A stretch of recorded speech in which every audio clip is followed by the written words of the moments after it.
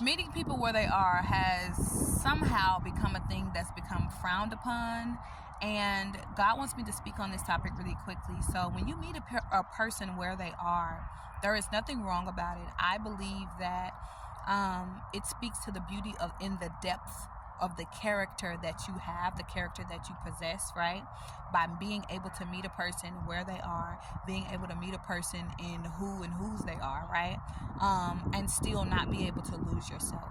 The issue with meeting a person where they is, being able to meet a person where they is, that's what came out, so that's what I'm gonna roll with. Being able to meet a person where they is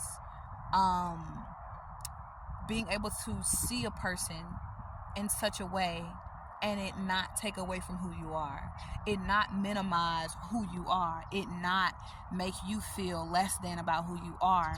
The issue though that comes in is that we tend to meet people where they are and then we get comfortable there. We meet people in our friendships, in our romantic relationships, in our relationship with our children, 111 on the clock. And we meet those people there, and then we forget that that's not where we're meant to be. And then we convince ourselves that there is some sense of loyalty or that we're fulfilling some sort of commitment by remaining in a lower state or a lower place than God intended for us to be.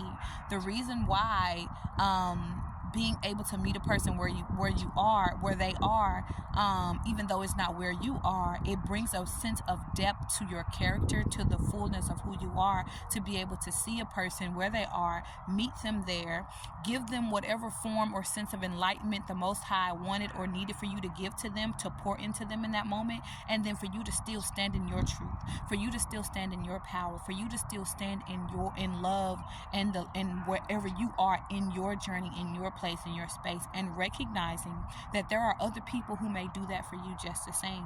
There's people who have encountered you, came into your life, loved you, showed you some sense of truth or form of respect or kindness and compassion, and then they went on about their life and they went back to where God has them, 222 on the clock.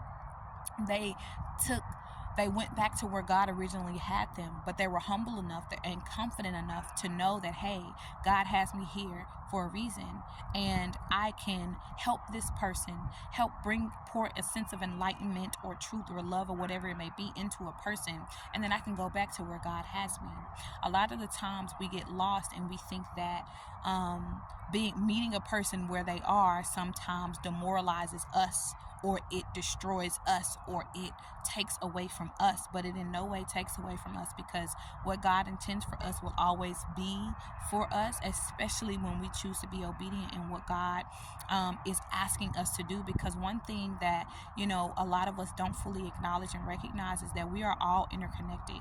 We are all one. And so by trying to hurt or hinder or block or slow down the next person from moving forward, from progressing, 3, 2, 1 on the clock, trying to keep a person from progressing forward is something that's ultimately hurting self.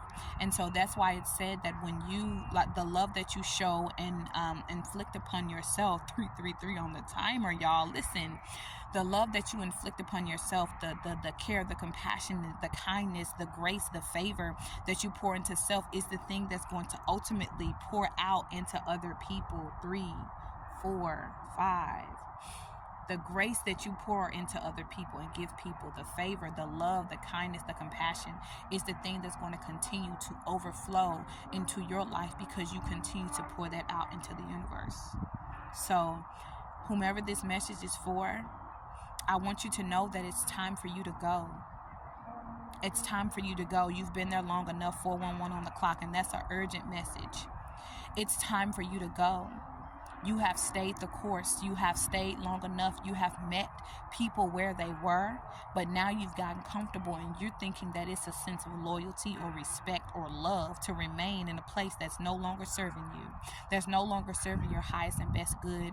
That's no longer serving your purpose. That's no longer fulfilling you in mind, body, and spirit. It's time to go. It's time to go. It's time to go. It's time to get out. This is a message for somebody, and I want you to comment below if this message is for you. Listen. It's time for you to go. Your time is up.